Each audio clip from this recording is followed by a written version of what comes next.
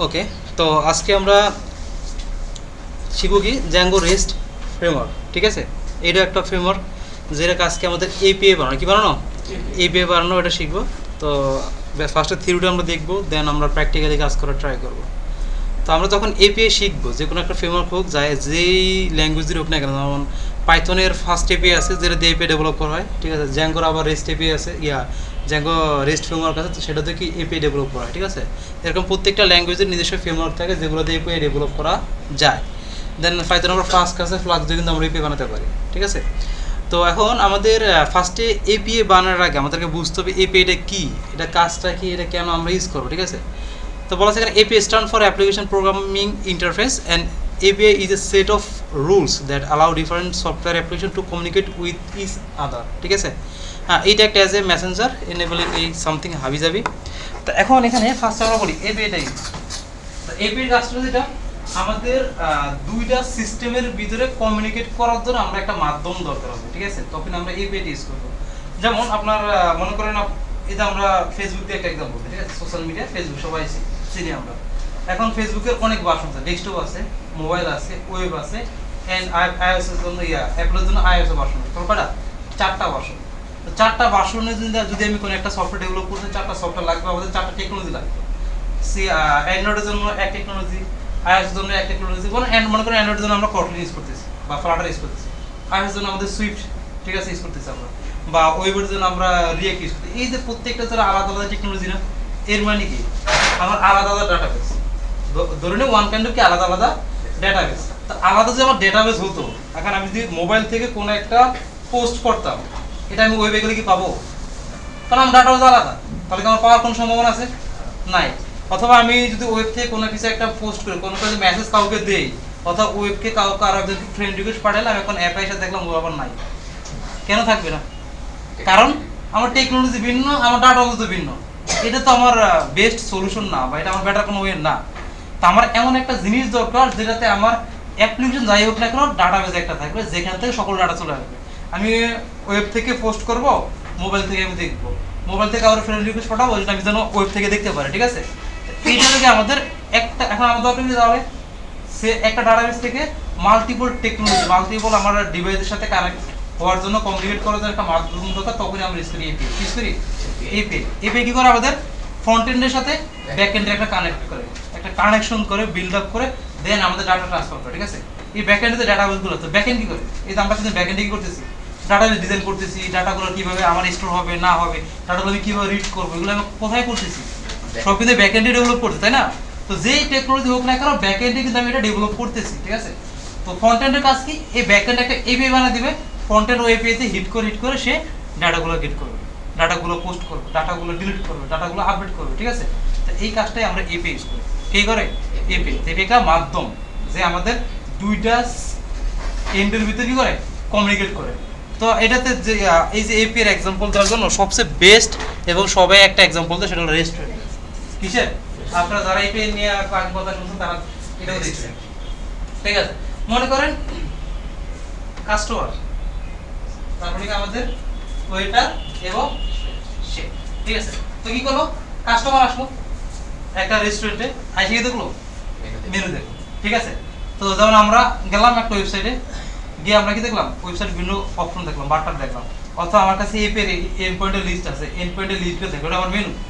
API যে লিস্টটা সেটা আমার কি মেনু। ঠিক আছে, তো এখন আমার দরকার কি, আমি কিছু একটা খাবার অর্ডার করব, তো এই অর্ডারটা করব কাকে, আমি ওয়েটারকে।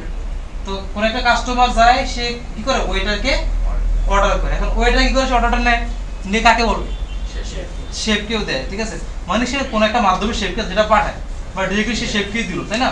তো এর মানে কি, তো কাস্টমার আসলো, ওয়েটার অর্ডারটা নিয়ে শেফকে দিল, শেফের যখন খাবারটা আবার রেডি, রেডি হওয়ার পর সে আবার কার মাধ্যমে পাঠাবে, শেফ কি নিতে আসবে না, সে আবার ওয়েটারের মাধ্যমে পাঠাবে না, কার কাছে পাঠাবে, ওয়েটারের মাধ্যমে কার কাছে পাঠাবে, কাস্টমার মাধ্যমে। এই যে দুইটা পক্ষ, মানে কাস্টমার এবং শেফের ভিতরে দুজনের মাঝে একজন কাজ করতেছে, একটা পক্ষ কাজ করতেছে যে তথ্য আদান প্রদান করে, খাবার অর্ডার নেয় এবং অর্ডার দেয়। ঠিক আছে, এইটা হলো কি মাধ্যম, ওইটা আমার এপিআই, ওইটা আমি কি এপিআই, আর কাস্টমার আমার ক্লায়েন্ট, মানে আমার ওয়েবসাইট বা ইউজার।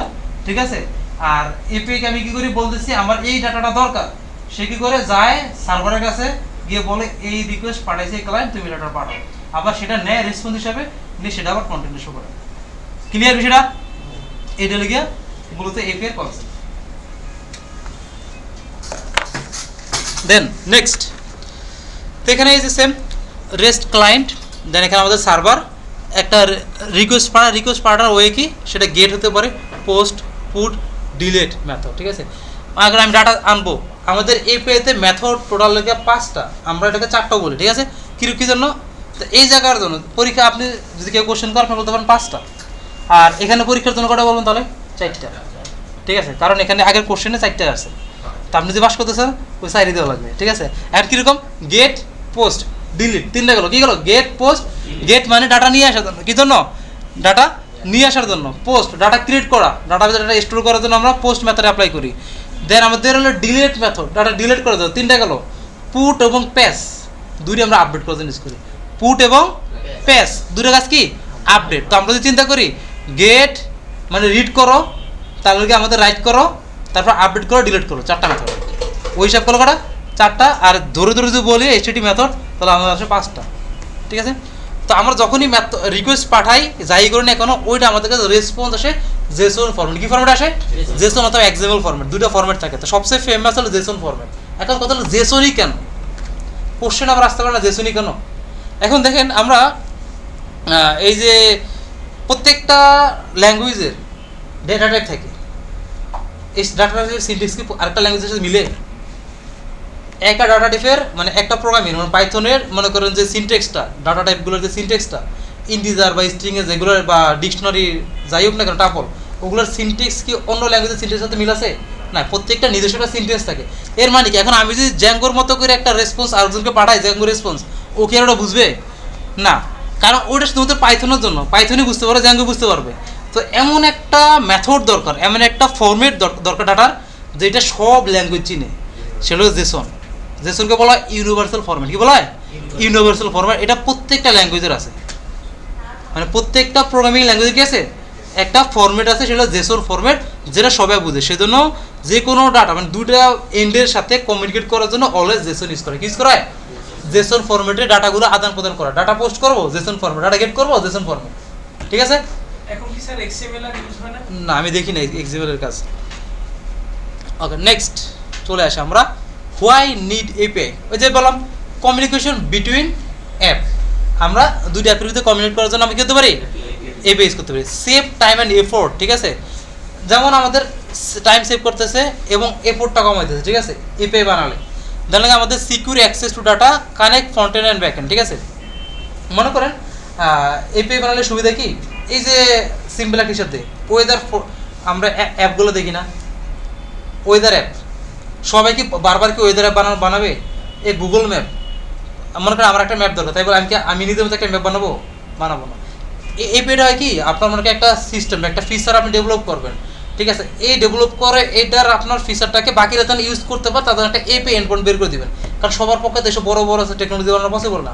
এখন কেউ যদি বলে দেন আমি ম্যাপ প্রথম থেকে শুরু শেষ পর্যন্ত বানাবো, তার প্রচুর টাকা ইনভেস্ট করা লাগবে, তার জন্য সেরকম তার ম্যান পাওয়ার লাগবে। এটা কি, এতে হলে কি তার টাইমও চলে গেলো, এই ফটো বেশি লাগতেছে, বেনিফিটটা একটু কমে আসছে, কারণ ম্যাপ এখন গুগল ম্যাপ ফেমাস। এখন কি করে, গুগল ম্যাপের এপিআই ইউজ করে যে কেউ কিন্তু তার ম্যাপ ইউজ করে ইন্টিগ্রেট করতে পারে। গুগল ম্যাপের এপিআই ইউজ করে আপনি আপনার যে কোনো অ্যাপের ভিতরে যে কোনো সফটওয়্যারে আপনি গুগল ম্যাপকে ইন্টিগ্রেট করতে পারবেন, নিজের মতো কাস্টমাইজ করতে পারবেন। এর মানে কি, আমার টাইম সেভ হইতেছে, এফোর্ট কম লাগতেছে, আমার নতুন করে কিন্তু আর এপিআই গুগল ম্যাপ আর আমার ডেভেলপ করা লাগতেছে। এই যে ওয়েদার ফরকাস্টের আমরা অ্যাপগুলো ইউজ করি, কী করি, ওগুলো কিন্তু এপিআই আছে, নিজস্ব স্ট্রাকচার আছে, রিকোয়েস্ট পাঠালে ডাটাগুলো পেয়ে যায়। তারা কিন্তু নতুন করে একটা আবহাওয়া অফিস বানায় না, নতুন করে একটা আবহাওয়া অফিসের জন্য ফোরকাস্টিংয়ের জন্য বিভিন্ন ডিভাইস তারা কিন্তু আমরা কিন্তু বানাচ্ছি না। কী করি, এপিআইটা নিতেছি, কাজ করতেছি, কী হইতেছে, আমাদের টাইম সেভ হচ্ছে, এফোর্ট কমতেছে, ঠিক আছে। তো এই জন্য কিন্তু এপিআইটা কিন্তু বানানো হয়। তো মোটামুটি কেন এপিআই লাগে বুঝতে পারছি বিষয়টা। ওকে, তো এই যে থিওরিগুলো আপনার কনসেপ্ট ক্লিয়ার করার জন্য, ঠিক আছে। তো আমি বলে গেছি পন্থী না, বাসাগুলো দেখবেন। ওকে, নেক্সট এপিআই কীভাবে কাজ করে, ঠিক আছে। ফার্স্টে আমরা রিকোয়েস্ট পাঠাবো, কী পাঠাবো? রিকোয়েস্ট পাঠাবো, সেটা প্রসেস হবে, কী হবে, এটা প্রসেস হবে, দেন সেটা রেসপন্স দেবে, দেন ডেলিভার দেবে। রেসপন্স দেবে কি, সার্ভার, দেন ডেলিভারি হবে কার কাছে? আমার কাছে। আমি ক্লায়েন্ট রিকোয়েস্ট দিলাম, সেটা যাবে, সেটা প্রসেস হবে, ঠিক আছে, প্রসেসে দেন একটা সার্ভার থেকে একটা রেসপন্স আসবে, সে দেন এটা আমার কাছে কী আসবে, ডেলিভার হবে। এবার আসি আমাদের জ্যাঙ্গো রেস্ট ফ্রেমওয়ার্কে, ঠিক আছে, যেটাই আমাদের মূল টার্গেট, ঠিক আছে, যত যাই করে আমাদের দেশের টার্গেট কি নেক্সট বিশ্বকাপ, তো ওরকম আর কি না, বিশ্বকাপকে দিয়ে পারিনি, নেক্সট আর নেওয়া যাবে না। ওকে, দেখেন আমাদের বলা আছে কি Django REST framework is a powerful tool kit, কী বলছে, tool kit for building web APIs in Zango.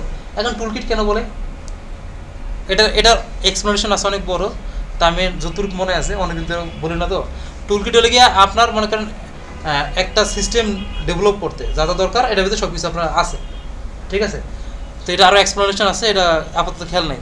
তা it offer an easy to use interface to build REST APIs and comes with many features such as authentication আছে, serialization আছে, view set আছে that make developing API easier.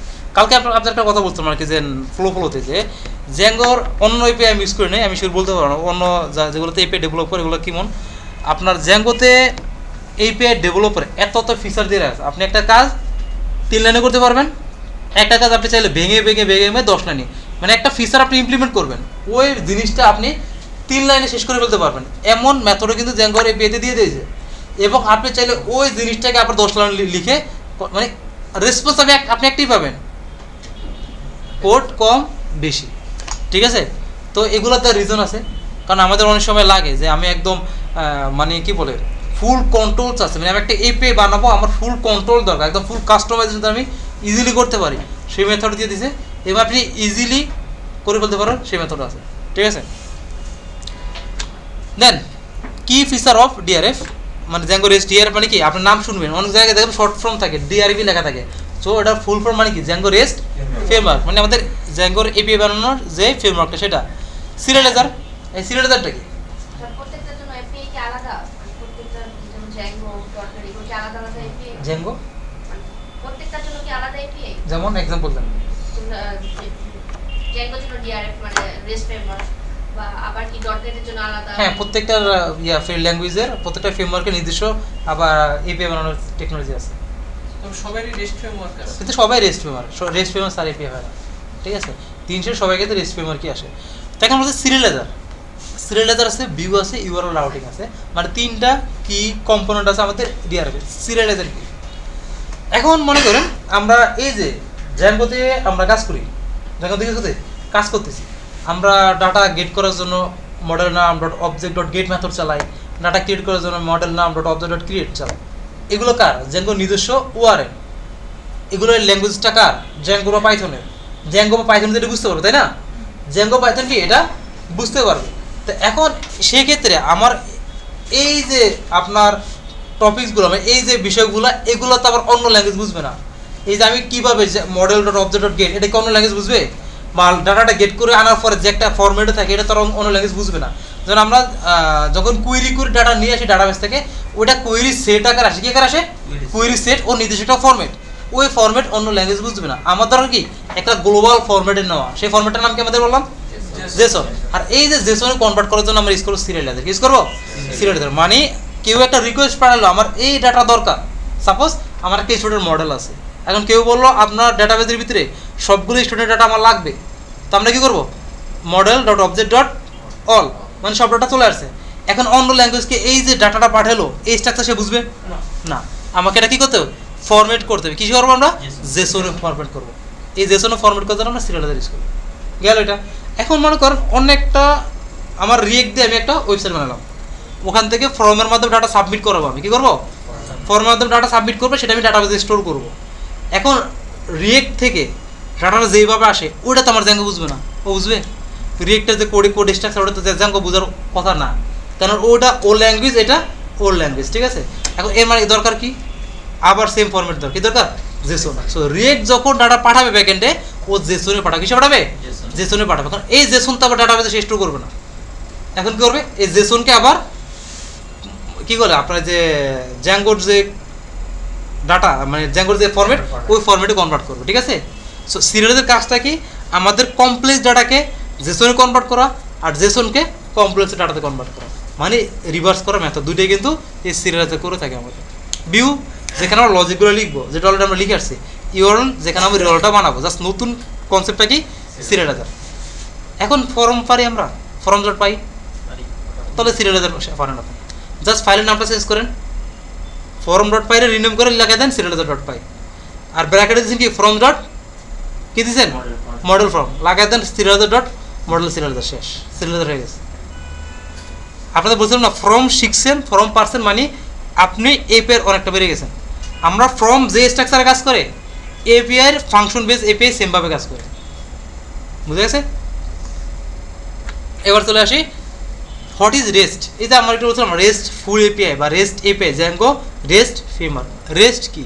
এটা কি rest ঘুমানো ওই rest? এটা কিন্তু আবার ওই রেস্ট না, ঠিক আছে? রেস্ট স্ট্যান্ড ফর কি representational state transfer. REST is an architectural style to set rules for building web. REST একটা কি আমাদের কিছু রুল সেট করে যেটা আমাদের এপিআই বিল্ড করার জন্য আমাদের লাগে। এই defined A set of function কি কি গেট পুট পোস্ট ডিলেট প্যাসও আছে, ঠিক আছে? That client use to access server data. মানে এই যে এগুলো কিন্তু রেস্টের মেথড, ঠিক আছে? এইচটিটিপি মেথড হিসাবে আমরা ইউজ করি গেট পুট পোস্ট ডিলেট। তো কিছু আমাদের রেস্টে কিছু কয়েকটা রুলস আছে। এক নম্বরটা কি ইউজ এইচটিটিপি মেথডস কি কি get post put delete. Use URLs endpoint to access resource, ঠিক আছে? বি স্টেটলেস মানে every request is independent. Stateless মানে কি মনে করি আমরা রিকোয়েস্ট পাঠালাম, পাঠানোর পরে আমি আবার একটা রিকোয়েস্ট পাঠালে আগে ডাটাটা কি ছিল ওই ডাটাটা আমি বলতে পারবো না, বা ওটার রেকর্ড থাকে না, ঠিক আছে? স্টেটলেস আর কি। ইউজ জেসন আর এক্সএমএল ফর ডেটা, আর use proper HTTP status code, বিভিন্ন স্ট্যাটাস কোড আছে, ঠিক আছে? তো এগুলো লিখে আপনার কি রেস্টের রুলস কিছু, ঠিক আছে? মানে আপনার একটা এপিআই বানাতে এইসব রুলসগুলো আপনাকে ফলো করতে হবে। লাস্টে একটা নোট দিছে Django REST framework is a RESTful API. কি API? RESTful API. If API follows REST principle correctly then it call RESTful. মানে কোনো একটা এপিআই ফ্রেমওয়ার্ক যদি রেস্টের প্রত্যেকটা রুলস কারেক্টলি ফলো করে তখনই তাকে রেস্টফুল এপিআই বলা হয়, বুঝা গেছে? প্রত্যেকটা এপিআই কিন্তু রেস্টফুল এপিআই না, সরি প্রত্যেকটা এপিআই কিন্তু রেস্টফুল এপিআই, রেস্ট এপিআই কিন্তু রেস্টফুল এপিআই না। রেস্টফুল এপিআই কখন হবে? যখন প্রত্যেকটা রুলস ফলো করবে রেস্টে। এখন আমরা যদি করি মিলাই জ্যাঙ্গোর সাথে যেটা রেস্টফুল কীভাবে? এক নাম্বার আমরা জ্যাঙ্গো যে এপি আছে সেখানে আমরা গেট পোস্ট পুট ডিলে সব মেথড আমরা অ্যাপ্লাই করতে পারবো। এক নম্বর মেথড মিলে গেল।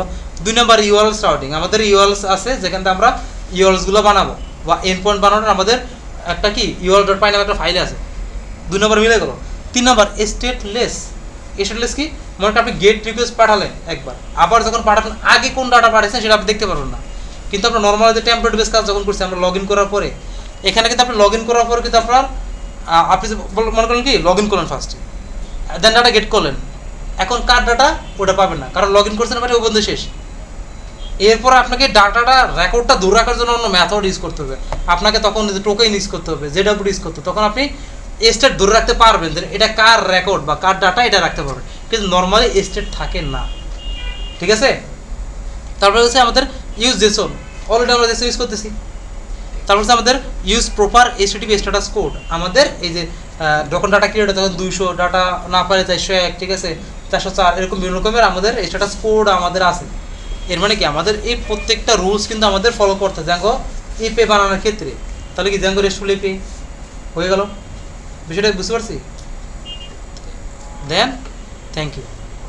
এটা ছিল আমাদের থিওরি, ক্লিয়ার?